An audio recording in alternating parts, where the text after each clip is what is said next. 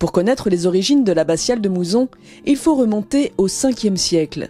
Après avoir été baptisé par l'archevêque de Reims, Clovis offre à ce dernier le pagus, ou le pays de Mouzon. L'archevêque Rémy facilite l'implantation de bénédictines, de chanoines et de moines bénédictins, et dote l'abbaye de terres et d'objets sacrés.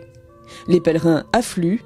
La décision d'agrandir l'église primitive est prise au XIIe siècle. Et ce qui est intéressant, c'est que nous sommes dans la construction du tout premier gothique, qu'on appelle aussi gothique primitif.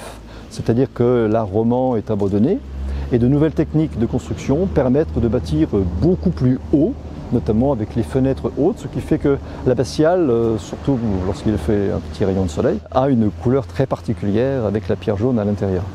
L'intérieur de l'abbatiale recèle un petit trésor, un orgue baroque installé en 1725. C'est pratiquement le seul orgue moucherel de cette époque qui existe au nord de la Loire.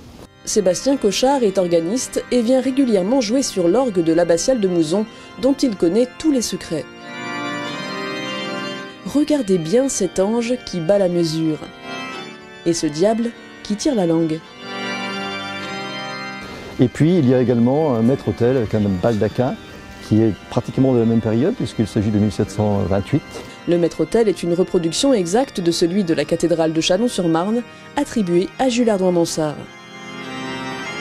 Et puis une curiosité, une cellule de recluse. On a eu la chance d'avoir un abbé, l'abbé Parent, qui était présent à Mouzon, qui était abbé de Mouzon, lorsque des citoyens, notamment le président, l'ex-président de l'association, a ouvert une porte qui était visible dans un mur de l'abbatiale et a découvert une petite cellule.